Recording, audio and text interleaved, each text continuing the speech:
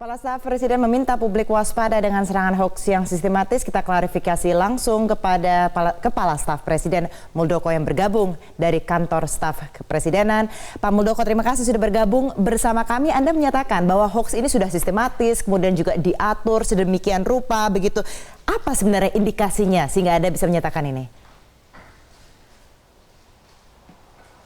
Ya, itu kita melihat ya, bahwa semua itu by design, semuanya telah tersusun dengan baik, terencana dengan baik. Makanya saya katakan itu sistematis. Ujungnya apa? Ujungnya adalah membangun sebuah keraguan-raguan yang pada akhirnya masyarakat menjadi tidak percaya atas sebuah penyelenggaraan pesta demokrasi ini.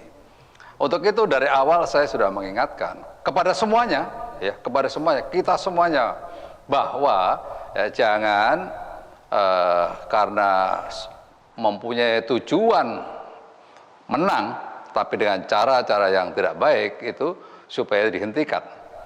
Begini, ya, kita ini bangsa yang sudah menuju kepada sebuah proses demokrasi yang semakin baik ke depan.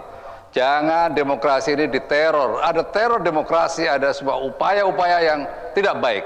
Ini harus dihentikan. Kalau tidak dihentikan, maka kita akan meninggalkan sebuah cacat, sebuah kondisi di mana pada akhirnya tidak bisa menjadi contoh yang baik bagi generasi ke depan. Ini kita harus malu dong dengan generasi masa depan. Kalau perilaku Pak Mul demokrasi yang kita melakukan seperti teror ini, atau upaya sistematis ini?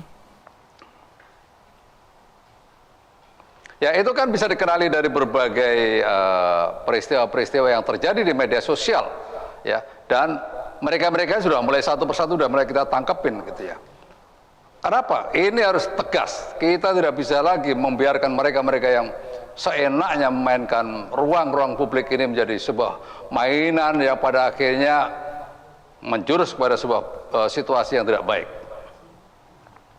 Kemudian juga kalau dilihat ini, apakah Anda memang melihat ada upaya manuver-manuver politik di mana mendelegitimasi KPU di sini sebagai penyelenggara pemilu?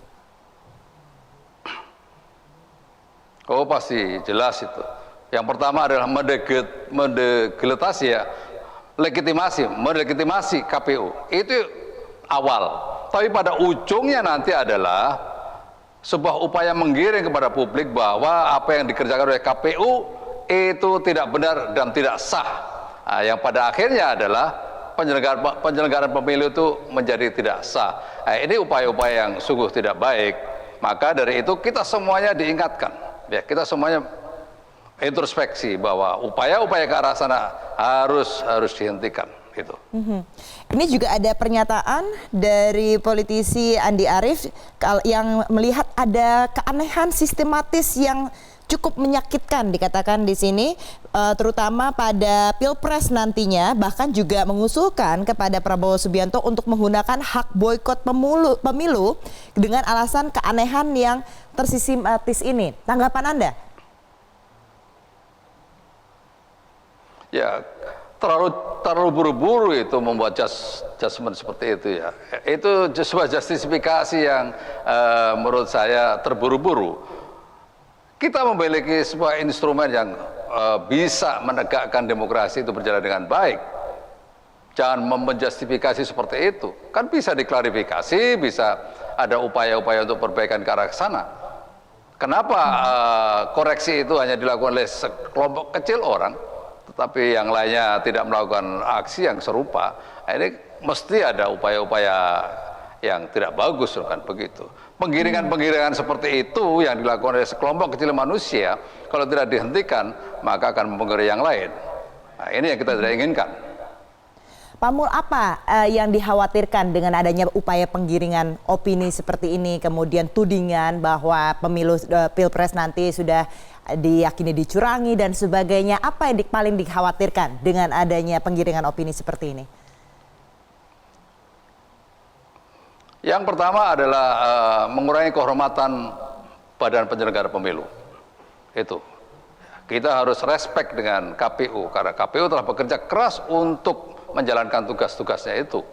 Yang kedua, ya, kalau ini dibiarkan maka opini publik akan berjalan bahwa apa yang telah dilakukan oleh KPU itu tidak benar, yang pada ujungnya adalah tingkat kepercayaan menjadi rendah terhadap KPU. Ini upaya-upaya seperti ini harus mulai kita sama-sama pikirkan bahwa itu upaya yang tidak baik. Kemudian apa tanggapan Anda kalau untuk yang harus dilakukan oleh KPU untuk mengcounter isu-isu yang menerpa ini? Ya, KPU tidak bekerja sendirian. KPU juga memiliki kepolisian. Sehingga kalau ada upaya-upaya yang mengganggu KPU, itu kepolisian harus bertindak dengan tegas. Yang kedua, saya mengingatkan, apabila ada upaya-upaya ingin menggagalkan pemilu, maka sangat jelas sebuah hukum pidana mengatakan mendapatkan hukuman 5 tahun. Supaya hati-hati itu.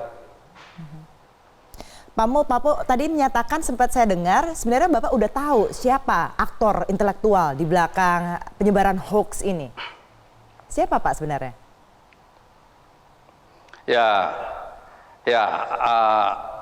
Begini ya. Yang ingin kita lakukan adalah yang pertama, kita tangkepin tuh orang-orang yang melakukan hoax. Ya, kita harus tegas untuk itu. Nanti dari situ akan terungkap siapa sesungguhnya yang bermain-main itu. Satu pertanyaan Pak sebelum kita berpisah, ada juga tudingan satu lagi tentang kisi-kisi pertanyaan untuk debat Capres nanti, debat perdana yang dilakukan demi keuntungan calon presiden petahana begitu. Tanggapan Anda bagaimana Pak? Ya, kalau saya secara pribadi sih nggak perlu kisi-kisi. Biar saja itu berjalan apa adanya. Ya, karena